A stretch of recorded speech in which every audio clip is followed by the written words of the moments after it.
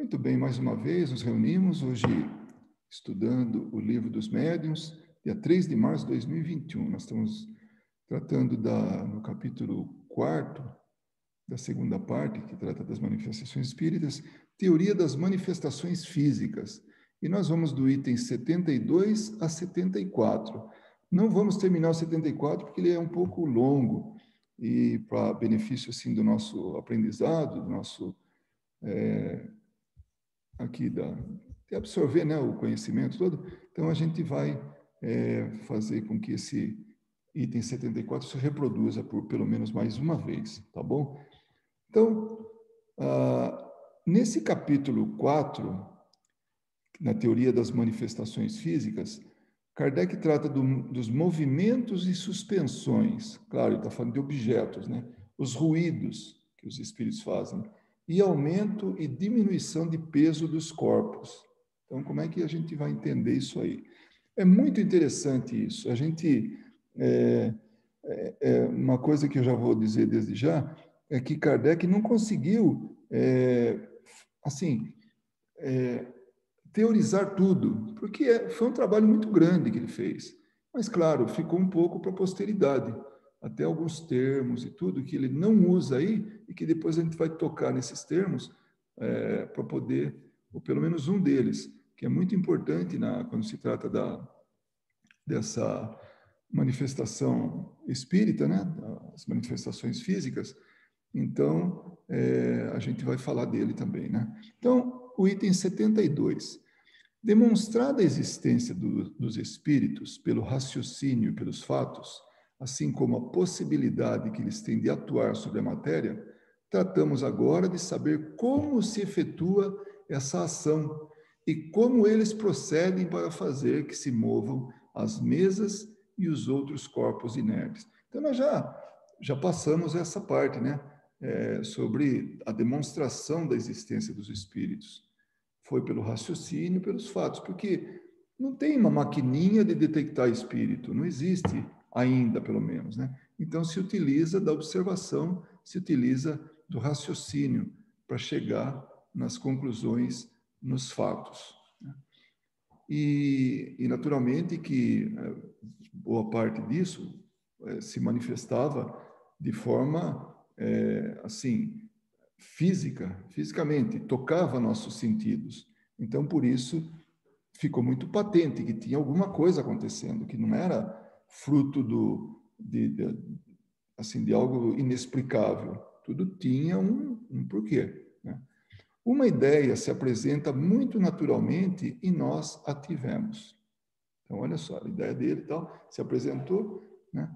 Dando-nos outra explicação muito diversa, pela qual longe estávamos de esperar, os espíritos a combateram, constituindo isso uma prova de que a teoria deles não era efeito da nossa opinião. Então, eles chegaram a uma conclusão, eles tinham uma ideia de como que se operava isso, como é que as mesas se movimentavam. Então, tinha que ter uma explicação. E eles desenvolveram uma teoria, mas aí eles ficaram, podemos até dizer, decepcionados, né? Porque não era aquilo. Os espíritos vieram com uma outra que não era tão simples, mas perfeitamente compreensível, né? Ora, essa primeira ideia, todos a podiam ter, como nós. Quanto à teoria dos espíritos, não cremos que jamais tenha acudido à mente de quem quer que seja. Então, foi uma revelação o que acontecia. Ter a ideia que Kardec teve, que o grupo de estudos dele teve, qualquer um podia ter tido em qualquer lugar do mundo, né? Mas veio a ideia revelada pelos espíritos do que era realmente aquilo. E aquilo estava fora de cogitação. Eles não pensavam dessa forma. Não tinham, eles não seguiram por esse caminho de compreender ou de explicar isso que estava acontecendo através da maneira que eles achavam que era. Sem dificuldade, se reconhecerá quanto é superior a que assumimos. A ideia dos espíritos era muito superior àquelas que eles tinham em mente, né? Se bem que menos simples, quer dizer, demandava um pouco mais de raciocínio, porque dá solução a inúmeros outros fatos que, com a nossa, não encontravam explicação satisfatória. Ou seja, aquilo que eles buscavam responder, vocês imaginem só, hoje a gente lê nos livros, hoje a gente dá até nome do material que está envolvendo essa manifestação física. Mas e naquela época? Imagina as pessoas sentarem em volta de uma mesa, não mesa girante, uma mesa lá, e discutir. Pô, mas peraí, isso aí deve ser por causa disso. Não, é por causa daquilo. Hoje está fácil para a gente. Kardec explicou muito bem. O Livro dos Médiuns explica muito bem isso, o que acontece. Mas naquela época, não era fácil não, né? Aí no item 73, desde que a natureza dos espíritos se tornou conhecida, sua forma humana, as propriedades semimateriais do perispírito, a ação mecânica que este pode exercer sobre a matéria, desde que, em casos de aparição, se viram mãos fluídicas e até tangíveis pegar objetos e transportá-los, julgou-se, como era natural, que o espírito se servia muito simplesmente de suas próprias mãos para fazer que a mesa girasse e que é a força de braço que ela se erguia no espaço. Então, chegaram a essa conclusão. Na primeira ideia equivocada, né, do grupo, falaram, não, do mesmo jeito que as mãos se materializam, as mãos, essas mesmas mãos, ainda que invisíveis, estão levantando a mesa, estão fazendo ela girar. Então, porque é a nossa lógica. Como é que a gente levanta alguma coisa? Ou com o uso de algo mecânico, uma pinça, uma alavanca, uma tenaz, né? Mas não as próprias mãos, né? E não de outra maneira diferente. Então, é desse jeito que a gente acha que as coisas são levantadas. No plano espiritual deve ser a mesma coisa. E não era, né? Mas então, sendo assim, que necessidade havia do médium? Opa, é mesmo. Já que os espíritos podiam levantar com as mãos, para que o médium? Então, percebem que não tinha coerência? Não poderia o espírito atuar por si só, ou só por si, porque é evidente que o médium, que muitas vezes põe as mãos sobre a mesa e em sentido contrário ao do seu movimento, ou que, mesmo não coloca ali as mãos, não pode ajudar o espírito por meio de uma ação muscular qualquer. Ele não está ajudando, tanto que ele espalma a mão para baixo, né? Contra a mesa. Mas deixem os que primeiro os espíritos falem a quem interrogamos sobre esta questão.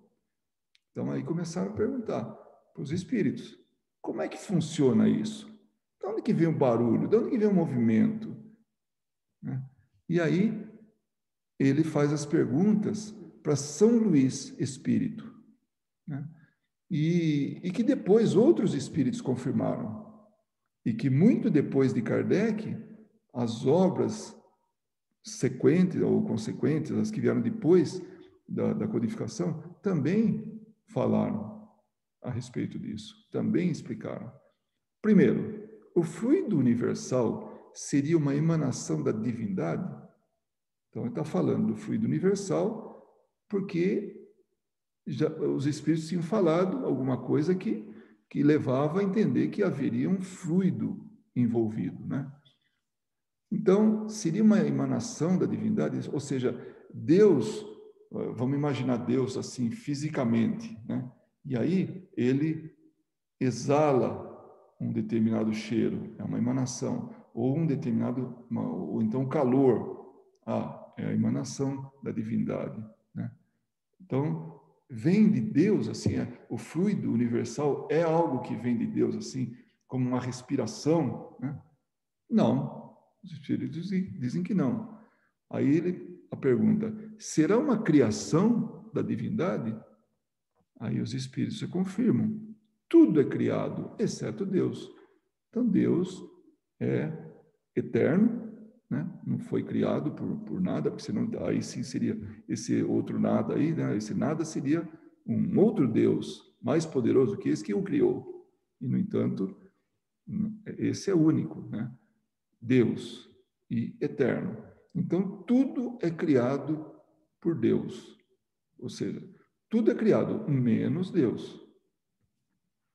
Aí terceira pergunta. O fluido universal será ao mesmo tempo o elemento universal? Então, aquilo que ele estava chamando de fluido universal é algo que está no todo o universo? Aí ele fala que sim, é o princípio elementar de todas as coisas. Bom, a gente, lá no passado,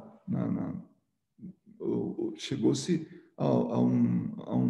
uma substância indivisível, que é o átomo. A própria palavra diz, não se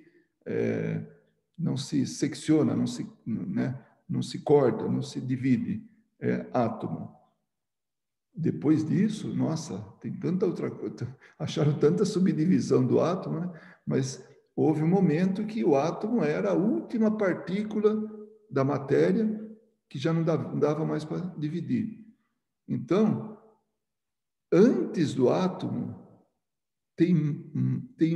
vai dividindo, até que chega num princípio elementar, chega nessa matéria, nesse elemento universal que é o fluido universal. Então, essa resposta que ele está dando, sim, é o princípio elementar de todas as coisas. Então, o fluido universal é a matéria-prima de tudo que é material. Tudo que é material. Ah, o perispírito é material? Sim, é material. Mas eu não vejo? Ainda assim é material. Ele é feito do fluido universal. Ah, mas peraí, e por que eu não vejo? É porque ele vibra em outra frequência, ele está num outro estágio, né, em termos de vibração. Então, por isso é que toda matéria, tudo tem como elemento assim primordial o fluido universal. É isso que os espíritos estão falando. Aí ele fala, ele tem alguma relação com o fluido elétrico, cujos efeitos conhecemos? Também. Ele é seu elemento, é ele que forma o fluido elétrico. Então, energia, tudo vem lá desse elemento primário, lá da origem. Né? Em que estado? Está tudo bem aí, às vezes eu desato a falar aí, se alguém tiver qualquer observação pode falar. Se não está claro, falo, mas isso aí está esquisito, vamos conversar, tá bom? Aí nessa quinta pergunta, em que estado o fluido universal se apresenta para nós na sua maior simplicidade? Aí ele quer saber, aí também Kardec abusou, né, superestimou ele, né, com toda a limitação que ele tem, nós seres humanos, né, claro, né, mas vamos falar de Kardec, com toda a limitação dele nos 5 sentidos, como é que se apresentaria mediante esses 5 sentidos, ainda que com o uso de equipamentos, tipo microscópio, alguma coisa assim, como que ele se apresentaria para a gente? Na sua simplicidade total. Aí os espíritos falam, olha, para o encontrarmos na sua simplicidade absoluta, precisamos subir até os espíritos puros. Percebe? Por isso que eu falei, Kardec se superestimou quando fez essa pergunta. Estou falando de uma forma até brincalhona, por favor, não entendo que é uma crítica, não. Vocês percebem as limitações que nós temos? Então, em termos espirituais, nós estamos ainda muito atrasados para poder entender, para poder perceber, para poder, não digo tocar, mas assim, entre aspas, né, palpar esse fluido, né, da forma. Tem que ser muito, muito superior para poder entender, para poder, até, claro, nós vamos ver na resposta aí, manipular isso. Né? No seu mundo, desse dos espíritos, o que nós nos encontramos aqui, ele sempre se acha mais ou menos modificado. Então, tudo que a gente está vendo aqui, ele foi modificado de alguma forma, ou muito modificado, ou pouco modificado, mas ele está aqui. modificado. Ele não está na maneira mais pura, na forma assim mais simples, né? Porque ele forma toda essa matéria compacta que está ao nosso alcance, que está nos cercando aí. Entretanto, podem dizer que o estado em que se encontra mais próximo daquela simplicidade é o do fluido a que vocês chamam de fluido magnético animal. Olha só. Então, se quer alguma coisa realmente mais próxima da simplicidade, é isso que exala da gente. É isso que nós temos como produção. Esse animal é de ânima, de alma. Então, é esse fluido magnético nosso, né? Mais simples. Aí ele já começa a entrar nessa seara aí de que material que vai se compor para poder mexer na mesa, para poder fazer a mesa girar. A pergunta 7ª. Como é desse fluido que se compõe o perispírito? Parece que neste ele se acha como estado de condensação, que até certo ponto o aproxima da matéria propriamente dita. Então ele está falando assim, essa matéria compõe o perispírito, né? Então, parece que no perispírito, ele se acha num estado de condensação. Então, ele está condensado. Esse material simples, ele está condensado, né? Está condensado. Então, até que ponto o aproxima da matéria propriamente dita? Aí os espíritos dizem, olha, até certo ponto, como vocês dizem, porque não... Oi? Porque não tem todas as propriedades da matéria. Por exemplo, a tangibilidade, numa situação normal, né? Então, é uma propriedade da matéria, né? Ponderabilidade, dá para pesar, né? Então, é mais ou menos condensado conforme os mundos. Então, no nosso planeta aqui, o nosso perispírito, ele tem um determinado grau de condensação dessa matéria, e que é a característica nossa. Mas, de acordo com os mundos, onde está esse espírito que carrega um perispírito, né, com ele pode ser mais sutil, mais leve ou mais pesado que o nosso. Mais condensado ou menos condensado. Claro que o mais condensado é mais atrasado, o menos condensado é mais evoluído, né? Então, são as diferenças. Então, ele está falando dessa transformação desse elemento para que compõe o perispírito. Aí, o item 8º. Como um espírito pode produzir o movimento de um corpo sólido? Então, aí ele já está entrando no assunto. Então, ele deu um pouquinho da teoria aqui para trás, né, nas 7 primeiras perguntas, e agora ele vai ver na prática o que está acontecendo. Como é que faz o movimento da mesa? Olha só.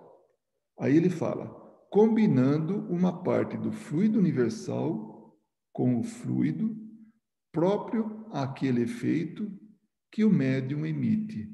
Aí ele já tocou na mediunidade. Então precisa do médium. Por isso que a mesa não pode só com o espírito se movimentar. Ela precisa do médium. E agora, eu vou abrir um parênteses e falar alguma coisa que depois foi um pouco melhor compreendida. Tem um professor médico, Charles Richer. Ele, médico francês, né? Ele foi professor e pioneiro em imunologia. Olha que interessante. Nessa época ele seria bastante útil, né?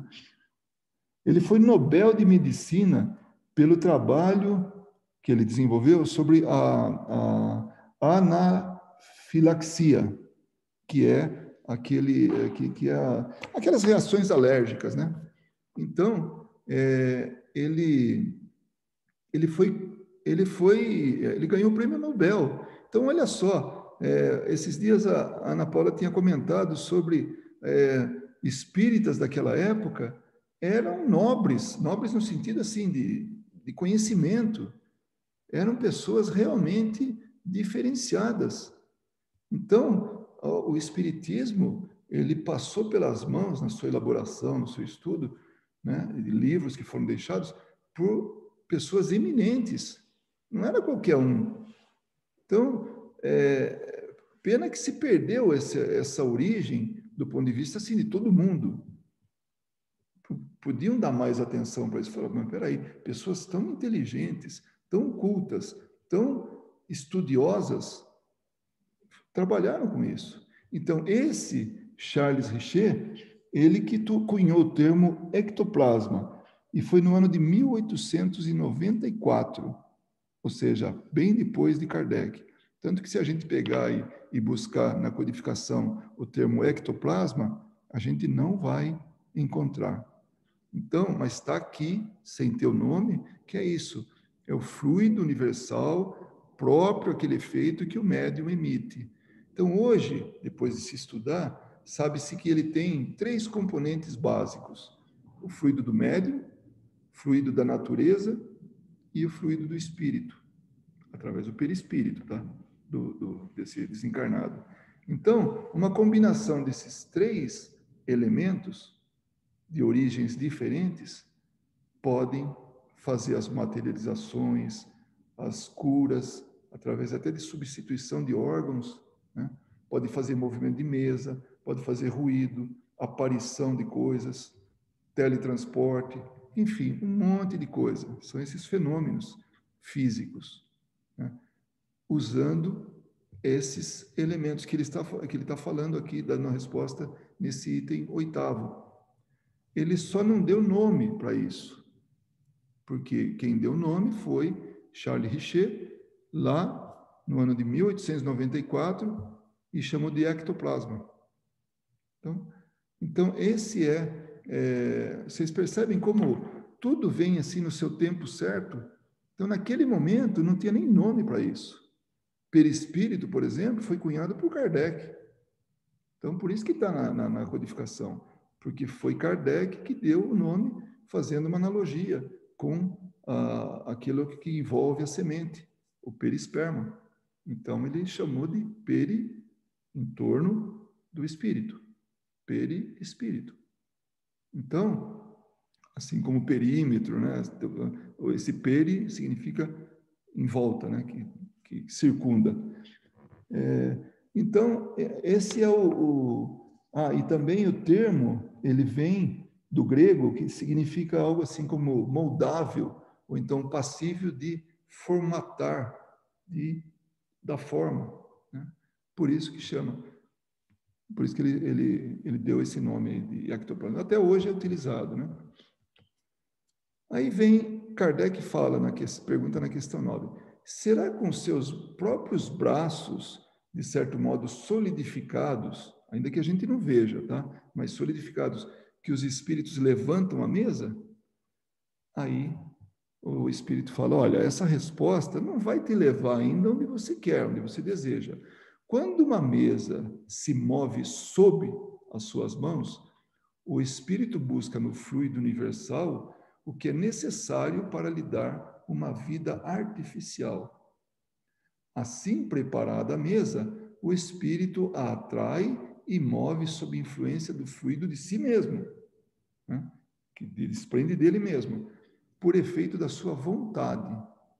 Quando quer pôr em movimento uma massa por demais pesada, bom, vamos discutir só um pouquinho antes, né? Então, ele quer dar vida à mesa, ele busca fora dele, né, esse fluido, e ainda que ele não falasse aqui do médium, né, mas ele busca também do médium e da natureza, do médium e dele próprio, e aí, com a vontade dele, ele faz com que ela se mova. Imagina só, uma pessoa, qualquer um de nós, fechamos os olhos e imaginamos uma mesa se movimentando de um lado para o outro. No nosso pensamento, é isso que a gente faz. A diferença é que o espírito, com a vontade dele, ele faz a mesma coisa, só que de forma real. ou seja, a mesa realmente se movimenta. Então, nós não temos ainda esse preparo, essa habilidade, que certamente um dia vamos ter, mas está muito longe ainda. Nós não temos essa capacidade, até mesmo porque a gente não está nem preparado para isso, preparado do ponto de vista moral. Mas o espírito sem o corpo. Oi? Desculpa, aqui quando alguém abre o microfone eu tenho a impressão que vai falar. Então, então, o que ele faz? Ele se utiliza de tudo isso e usa a vontade. E aí, ele torna realmente o movimento uma realidade. Quando quer pôr em movimento uma massa por demais pesada para suas forças, chama em seu auxílio outros espíritos, cujas condições sejam idênticas às suas. Olha aí, é uma união de forças. Se o espírito não tem capacidade, se a mesa é muito pesada, ou se tem poucos médiuns, ou médiuns que ofereçam pouco material, ele pede ajuda. E aí, a soma das forças dele acabam tornando possível o movimento que eles queriam, né? Em virtude da sua natureza etérea, bem sutil, né? O espírito propriamente dito não pode atuar sobre a matéria grosseira sem o intermediário, isto é, sem o elemento que o liga à matéria. Esse elemento que é o que chamam perispírito, os faculta a chave de todos os fenômenos espíritas de ordem material. Olha que interessante, porque o espírito em si, o espírito, isso que a gente ainda não consegue definir, esse clarão, essa ideia, esse pensamento, isso que é esse indivíduo que a gente não tem, que não é material, tá? Ele se utiliza de um corpo, ainda que sutil, né? Como ele falou aqui, ainda que ele falou aqui, usou um termo. Bom, eu estou aqui perdido no parágrafo, não localizei. Mas esse material tão sutil, né, etéreo, né, que ele chamou, então, esse é o perispírito, esse é o elo entre ele e a matéria. É através do perispírito que ele vai atuar. E é a chave, é a explicação de todos os fenômenos que tocam nossos 5 sentidos, que são os fenômenos de ordem material ou manifestações físicas.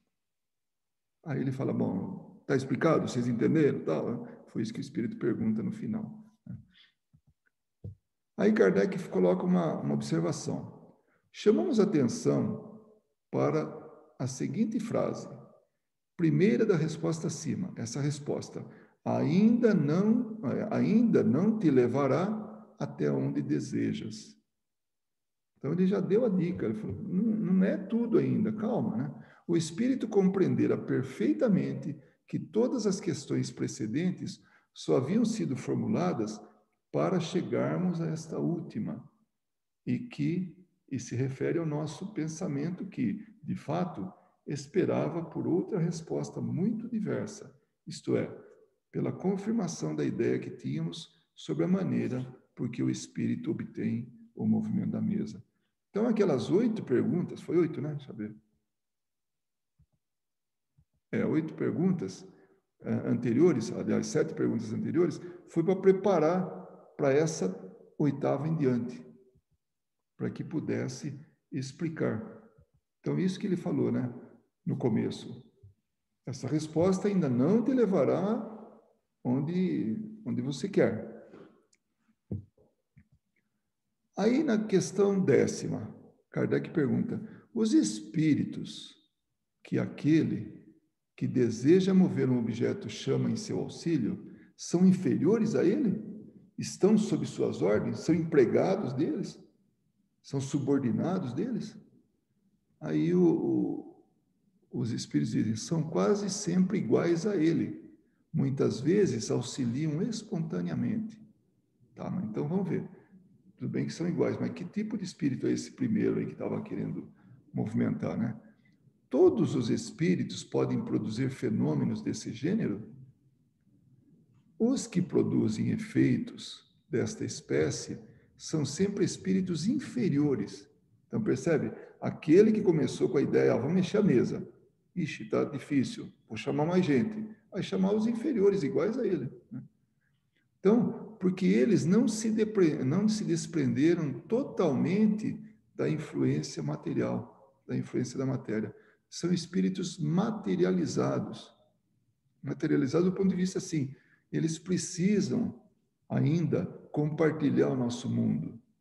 Por isso que eles vêm atrás até mesmo das nossas emanações, dos prazeres, das paixões que a gente tem, e aí eles vêm usufruir disso.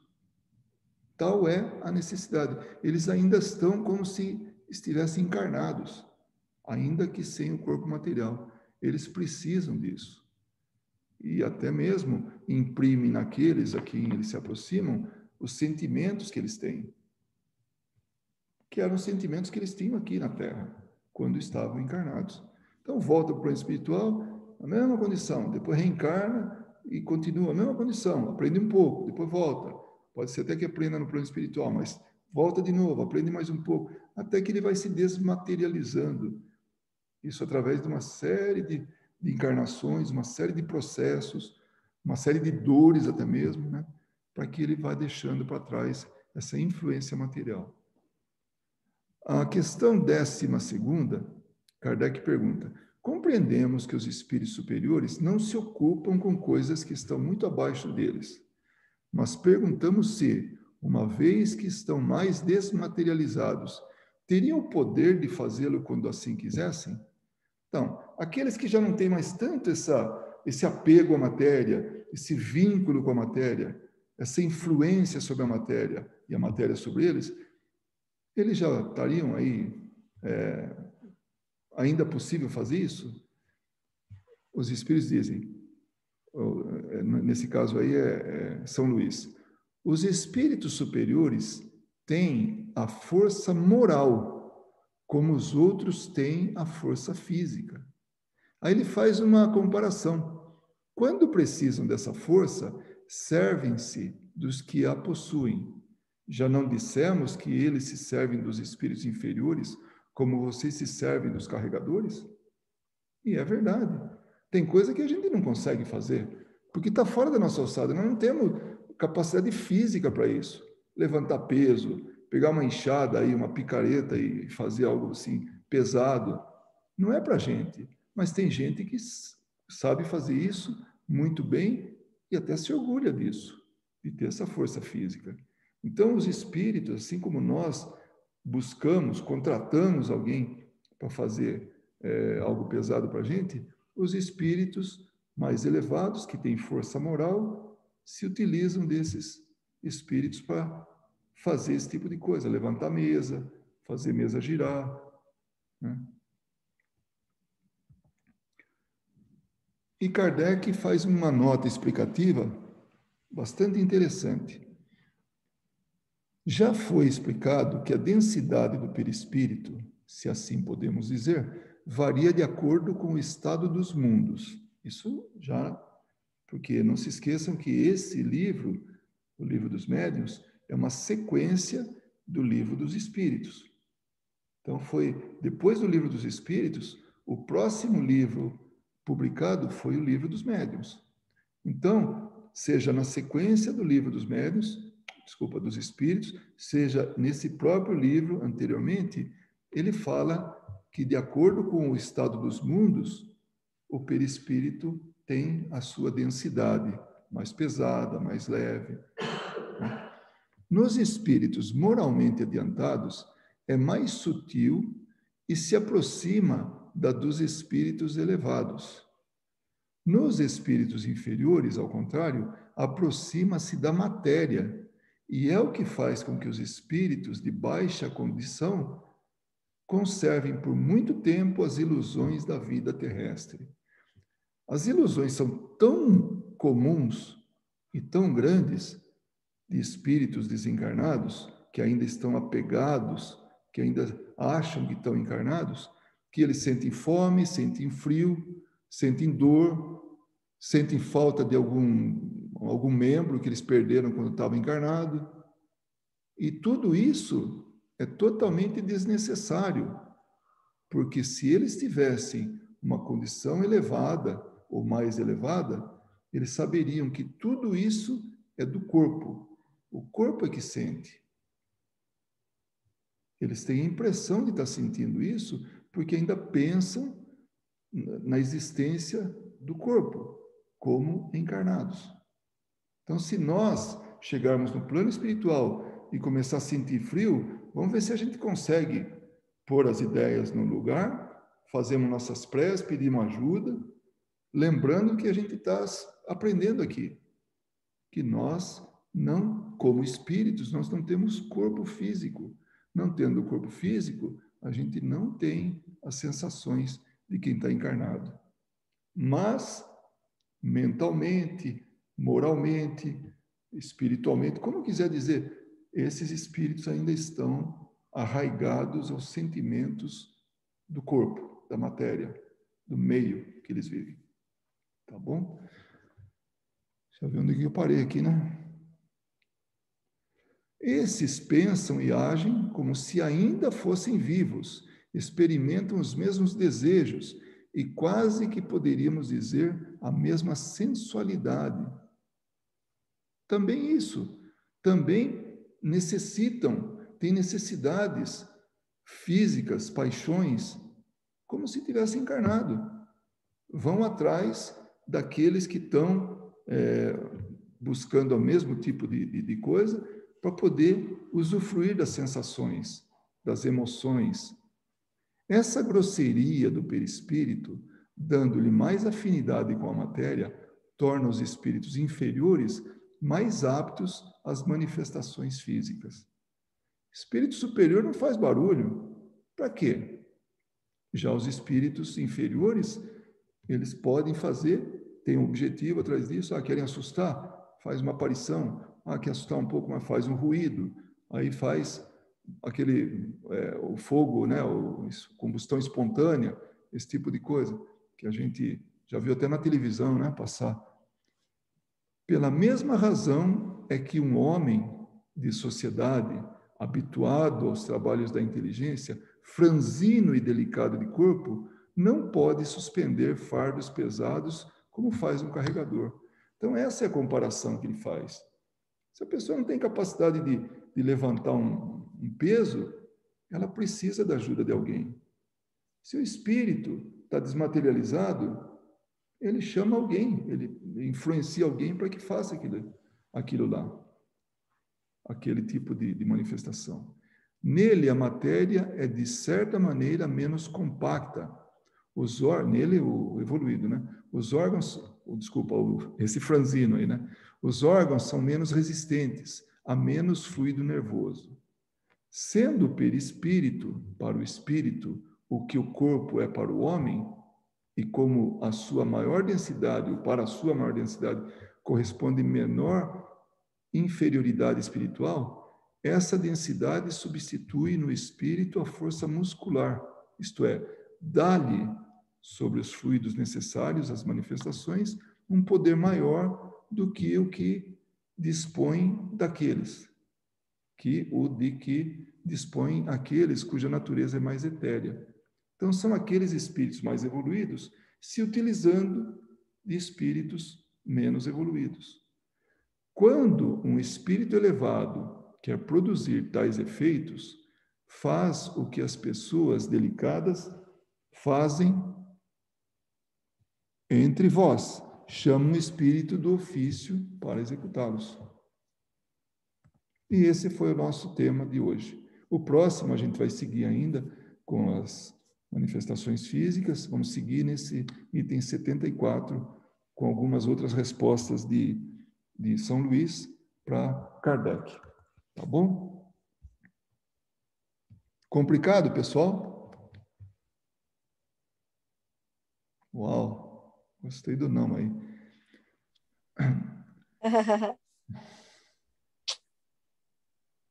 Alguém gostaria de O que pode não ser complicado para um, pode ser para outro, mas vamos, por isso nós estamos aqui. Temos esses minutos aí, olha, tem bastante tempo, tem 15 minutos para a gente discutir aí. Olha, muito.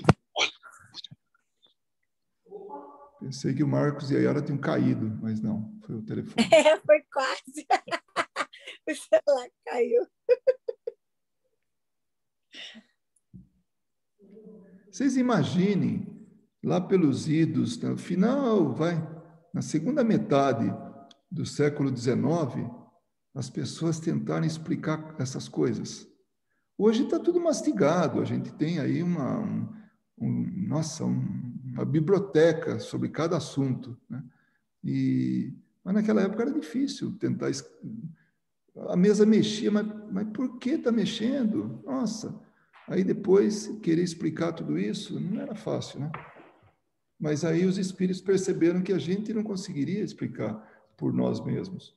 Então, eles falaram, né? Kardec perguntava, eles falavam. Só um detalhe aí que é importante a gente falar. O livro dos médiuns é tão revelado pelos espíritos como o livro dos espíritos. Kardec nunca assumiu nenhuma propriedade de conhecimento, tudo, dos livros que ele escreveu, tá? É importante, sabe, dizer isso.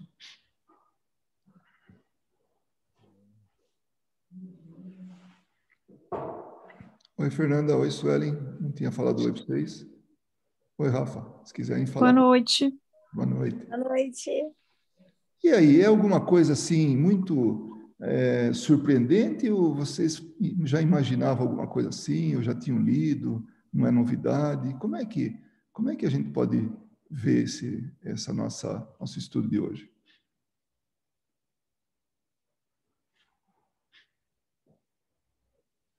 Pode falar, Ana Paula. Não, eu acho interessante essa questão do perispírito, porque apesar do Kardec ter chegado até o ponto que a gente estudou hoje, ainda tem muita coisa para estudar a respeito. Principalmente quando a gente vai atrás da física e tenta entender certas explicações, né? Que nem teve uma palestra, eu acho que foi uma das aqui também, que o Décio ali foi falar sobre o perispírito, segundo a obra do André Luiz, etc., que chega no momento que o perispírito ele entra numa não necessidade, né? E o que assume o espírito de acordo com a evolução dele é o corpo mental, né? Mas mesmo essa explicação, ela ainda está muito aquém ainda do que a gente pode compreender, né?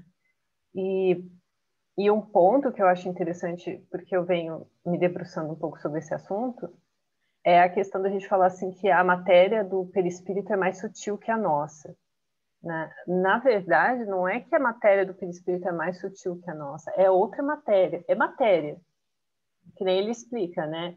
Que tudo vem dessa matéria elementar, que daí tem o fluido cósmico universal e tudo vai se desprendendo daquilo. Mas é uma outra matéria, não é que é a matéria nossa, né? Por exemplo, a matéria do meu corpo, que é mais leve, né? Porque quando a gente fala sutil, dá a impressão de que é mais leve ou menos densa. É outra matéria. Né? A gente, na física, tem o que a gente chama de modelo padrão de partículas, né? E daí a gente vai desmembrando a matéria até chegar nessas partículas que formam a matéria. O perispírito seria uma partícula que a gente ainda não tem conhecimento, a gente não sabe o que ela é. Né? E é isso que eu acho que é interessante, porque talvez o fato da gente verbalizar, e daí vem com o que você falou, né, do ectoplasma, etc. A gente às vezes verbaliza falando que o perispírito é mais sutil.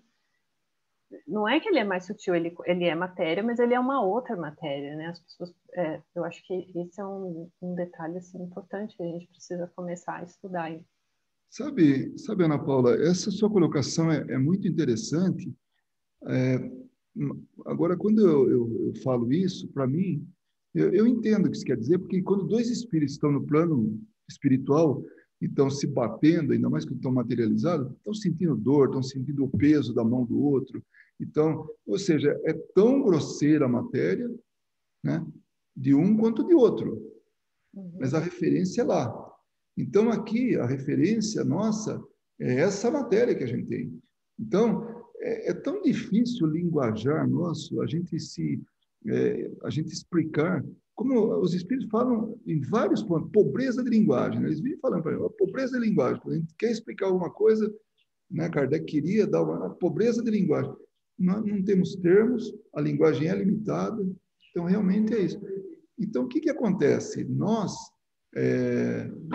Você tem toda a razão, ela é tão grosseira quanto a nossa, mas em referência ao nosso mundo, ela nem existe, né? Se podemos chamar assim. A gente não vê, não existe. Estou falando de uma forma bem simplória, né? Bem assim, só para compreensão aí. Tal é a nossa limitação em explicar, né? Eu acho... desculpa. Só para fechar, o que assim, eu acho que o interessante é que tem muita coisa para estudar. Então, e eu acho que, pegando naquele argumento inicial que você falou, tem muita gente que podia se debruçar como se debruçaram lá atrás, em cima de todas essas informações, para poder entender de acordo com o conhecimento científico que a gente tem hoje, né? Porque isso não desmerece o conhecimento científico que a gente tem hoje, não desmerece o que está escrito aqui, só que as pessoas precisam debruçar seriamente sobre isso, né? Então, eu acho que é interessante, é isso que eu queria dizer, que eu acho que tem muita coisa ainda para ser descoberta, e é isso que eu fico pensando, né,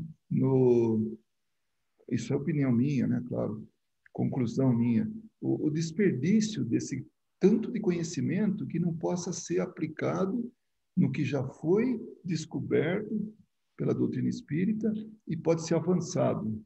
Você tem razão quando você fala isso aí, né?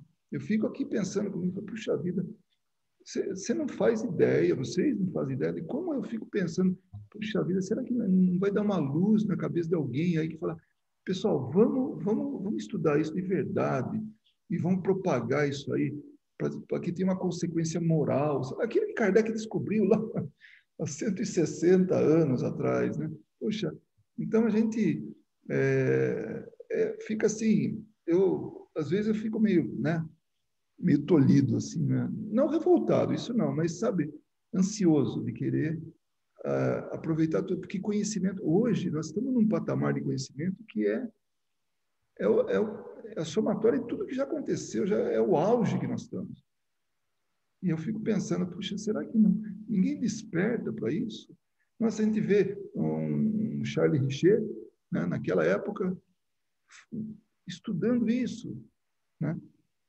Ele não era qualquer um, ele era um cientista, ele era uma pessoa preparada para isso. Será que está faltando? Acho que está faltando uma conexão, porque preparado está, falta conectar com isso. Bom, mas isso é outra história, né? Deixa eu ver o que a Verinha tem para falar aqui.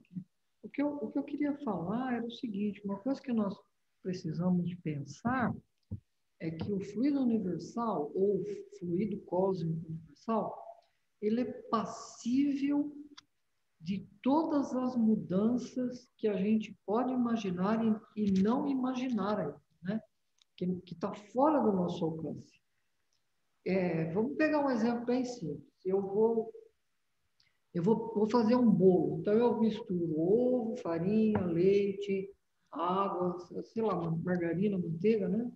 E dá um bolo ali, eu coloco, né, ele sobre algumas condições e vai formar um sólido ali, não é? Né? Formar uma matéria, que alguns vão comer.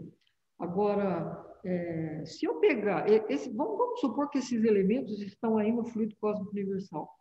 Se eu pegar uma quantidade de farinha, menos quantidade que eu pego para fazer um bolo, se eu pego mais leite, se eu pego menos ovos, sabe? Modificando as quantidades desses elementos, outra combinação vai dar um outro produto, não vai dar um bolo, né? E assim se eu pegar só isso que eu falei, a farinha, o ovo, o leite, né? O fermento aí, eu posso modificar de tantas formas e vai dar novos produtos, né? Agora, o fluido cósmico universal ele não tem limite para essas modificações, para dar essa nova matéria. Não tem limite. Ele é passível de todas as modificações, né? Eu acho que isso é importante. Agora, tem matérias que podem ser tiradas do fluido cósmico universal que nós não conhecemos. E são matérias diferentes dessas que nós conhecemos, como o nosso corpo, como todas as coisas que nós conhecemos que estão aí, que é a matéria, né? Então, é infinito, né, gente? As combinações que se podem fazer para se obter esses corpos, né? Massas diferentes. Então, nós temos que realmente pensar que o perispírito, ele não é a matéria como o nosso corpo, né? Como a matéria que a gente conhece.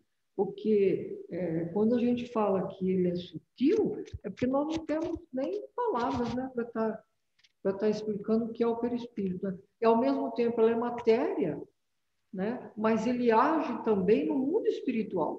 Então, que tipo de matéria que é, né? Que tem essa capacidade, né?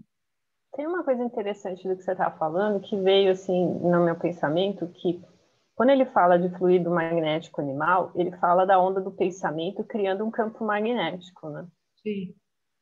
Alguns autores vão falar que é a psicosfera do indivíduo, né? Do espírito. E é através disso que você faz essa mistura de ingredientes, né? Porque o espírito evoluído, quando chega à Terra, o perispírito dele, mesmo que ele densifique esse espírito, né? Vamos dizer assim, não é a mesma constituição do meu perispírito por causa da carga do grau evolutivo do espírito. Porque é como se ele soubesse fazer essa mistura que você estava falando de uma forma muito mais eficiente, muito mais... É como se ele conseguisse tirar, dentro dessa psicosfera da Terra que carrega tanto o fluido cósmico universal, é como se ele conseguisse tirar o que tem de melhor. Ele consegue fazer isso. A gente não consegue. A gente consegue, inclusive, piorar, né? Porque alguns espíritos mais endurecidos ainda vão ter um perispírito ainda bem grosseiro, muito grosseiro. Eu acho que é isso, né? É esse pensamento, essa força desse pensamento que a gente não consegue ainda mensurar, né? Dimensionar o poder que isso tem. Aí a gente vai acabar entendendo melhor como é que eles agem sobre a matéria, né? Isso ainda, para mim, eu confesso que está muito longe da minha compreensão. Mas eu sei que tem a ver com a evolução moral. Aí sim vai dar essa capacidade, né, para que ele possa fazer isso. Posso fazer um comentário? Claro que sim, Suelen. Vocês estão me ouvindo bem? É que eu estou dentro do carro ainda. Bom, vocês comentando, né, e essa parte que fala sobre o fluido universal, que a gente já viu no livro dos espíritos, manipulação da matéria, me veio à mente aqui, e eu acho que é um exemplo também fácil, assim, fácil em termos, né, porque a gente vai falar de um espírito encarnado, mas como a manipulação neste grau que nós estamos falando tem muito a ver com a moral, se pegarmos o exemplo de Jesus. Jesus, ele dominava todas as propriedades da matéria, né? No entanto, o que vemos, águas transformar em vinho, multiplicação dos pães, que existem estudos em relação a isso, na verdade, né? E principalmente as curas, né? E que a ciência, né? A ciência dos espíritos provam que não eram milagres, algo que não poderiam se pode se explicar. A ciência pode explicar isso. Então, ele dominava todas as propriedades da matéria, as que a gente conhece e as que a gente desconhece.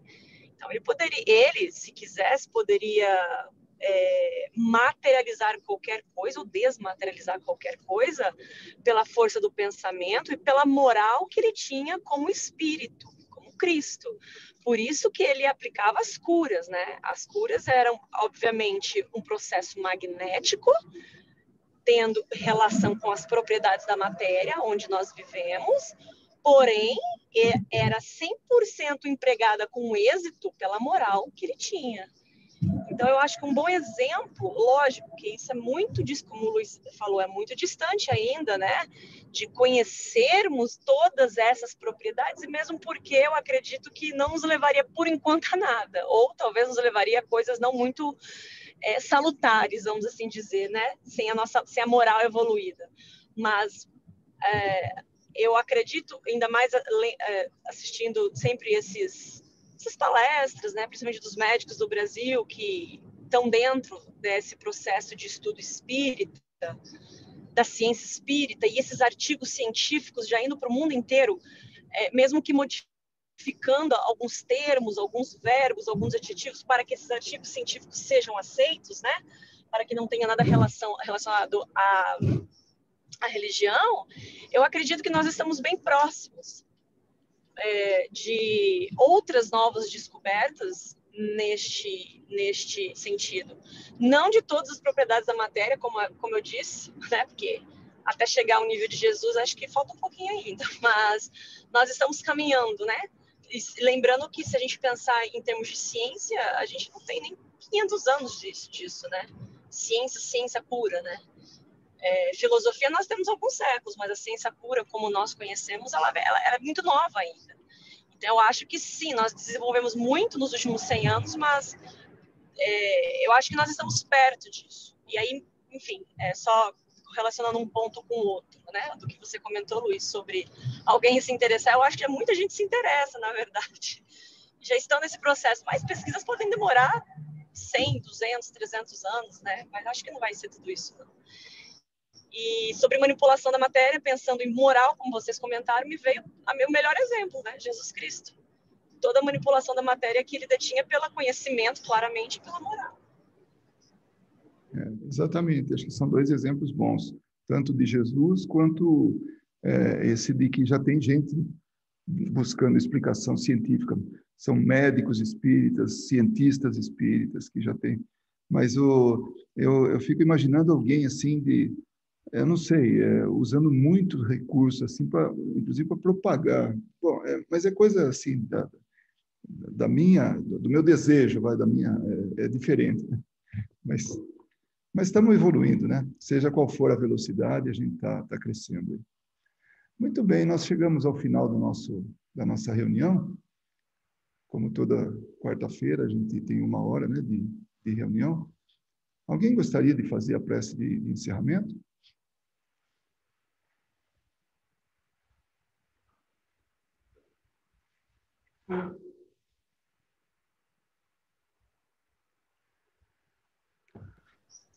Olha, eu até faria, mas eu estou dirigindo. Se eu fechar o olho aqui, é capaz de, né, desencarnar. Então, é melhor eu chegar encarnada aí.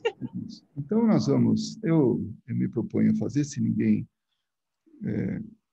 se opõe, eu pediria a todos que elevássemos o pensamento ao nosso querido Mestre Jesus e envolvêssemos a todos com suas bênçãos, com o seu amor infinito, e pedindo a Ele para que estenda tudo isso que nós pedimos para nós, para toda a humanidade. Essa humanidade que tanto está encarnada aqui, passando por esse processo de transformação, como a humanidade desencarnada, que também passa pelo mesmo processo, apesar de diferentes oportunidades, diferentes situações. Aqui, como no plano espiritual, as necessidades são muitas, as dores são muitas.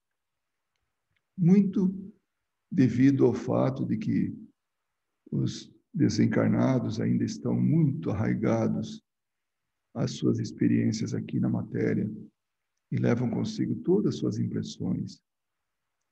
Querido amigo Jesus, que eles possam despertar o mais rapidamente possível, assim como nós pedimos que nós aqui despertemos para a realidade espiritual